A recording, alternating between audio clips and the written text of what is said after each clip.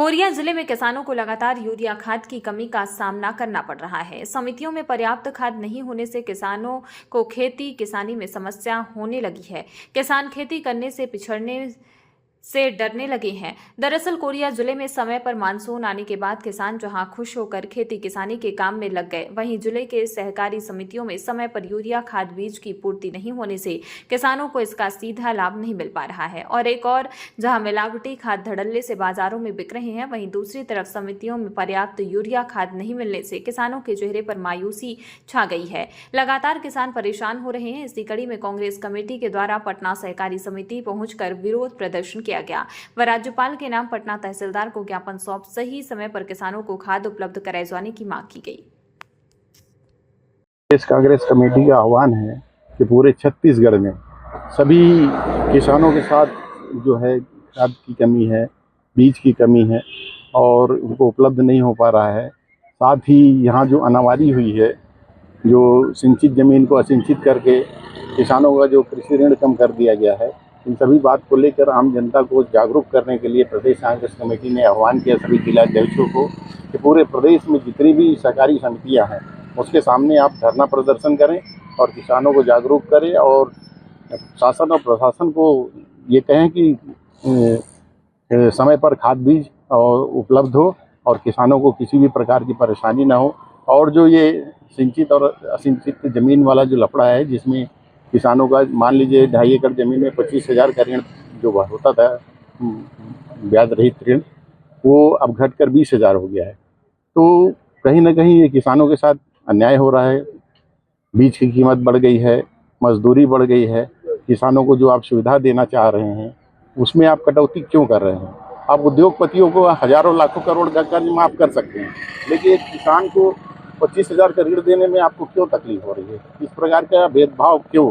जबकि इस देश की 80% आबादी गांव में रहती है। तो वो किसान है, वो अन्नदाता है, वो इस देश के सारे नागरिकों को भोजन उपलब्ध कराते हैं। जिस प्रकार एक जवान देश की सीमा की रक्षा करता है, उसी प्रकार एक किसान जो है यहाँ इंसान को, आदमी को उनके भोजन की व्यवस्था करता धान है, वो पूर्णतः गुणवत्ताहीन है।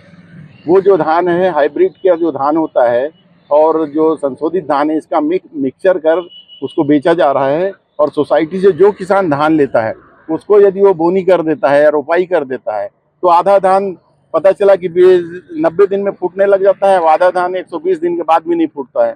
तो ये जो है बीज निगम का पूरा खुलेआम भ्रष्टाचार है और किसानों के साथ सौतेला व्यवहार है और किसानों की उत्पादन क्षमता को कम करने का पूरी सोच है इस सरकार की। इस बात पर भी सरकार को ध्यान देना चाहिए कि बीज निगम के माध्यम से जो बीज आप उपलब्ध करा रहे हो, किसान उस बीज को लेना ही नहीं चाहता, क्योंकि उस बीज से उनकी उत्पादन क्षमता कम होती है।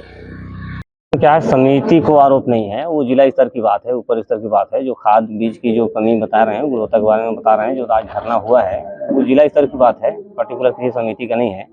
और समिति में पर्याप्त मात्रा में अभी भी खाद और बीज है भंडारित, किसानों को बराबर लगातार दे रहे हैं। अभी कोई भी किसान को भी बैरक वापस नहीं भेजा गया है किसी भी प्रकार का खाद के लिए। सभी प्रकार का खाद अभी है उपलब्ध। ये है कि खाद की जो आवंटन हुई है तो डीएपी की मात्रा में कमी आई है, उसके बदले में अपन पोटास, सुपर फास्फेट, यूरिया की मिश्रण व्यवस्थित रखे हैं, विकल्प में रखे हैं। और एनपीके 12-32-16 के विकल्प में अपन 00-13 एनपीके 00-13 रखे हैं। तो पर्याप्त मात्रा में अभी भंडारण है खाद, और अभी कुछ ऐसी खाद की किल्लत की स्थिति नहीं आई है। नहीं, इसमें धान पर्टिकुलर किसानों को देना ही रहता है, बीज के साथ धान देना रहता है। बीज निगम का जो धान है उसमें ये निर्देश दे दिया साहब का, धान किसानों को उपलब्ध कराएं करके, और उसमें जो अनुपात है उसी अनुपात पर दे रहे हैं, कम बेसी की कोई सवाल ही नहीं। धान की गुणवत्ता तो हमारा हर सप्ताह उसका आते हैं, निरीक्षण करते हैं और चेक होता है, उसका सैंपल गया हुआ है, सैंपल पास हुआ है। और हमारा स्टाफ से भी अभी भी चेक कराया जाए। गुणवत्ता बहुत अच्छा है, गुणवत्ता की शिकायत अभी तक तो नहीं आई है।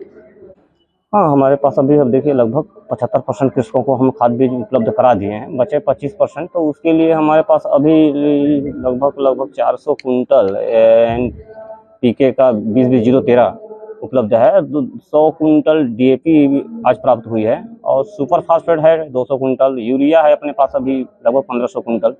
तो इस हिसाब से अपन लगभग पूरा टारगेट तो पूरा हो जाएंगे, कहीं दिक्कत। तो ये क्या लेने आए थे? खाद लेने आए थे ना। मिल गया? एक बोरी तो मिला। कितना ज़रूरत था? 2 बोरी डीपी जरूरत था और 2 बोरी यूरिया, तो 1 बोरी यही 12-32 सब मिली से। क्या बोल रहे थे यहाँ? बोल रहे थे कि धान ले जाओ तब खाद मिलेगा 2 बोरी। कितना धान देने की बात करें लोग? 1 बोरी 1210 रुपया का। हाँ। और हमारे 1 एकड़ ज़मीनें है, तो कहाँ वहाँ उसको लगाएंगे? तो खाद नहीं दिए फिर? नहीं दिए, 1 बोरी दिए। क्या बोल रहे थे धान लोगे तभी देंगे? हाँ हाँ।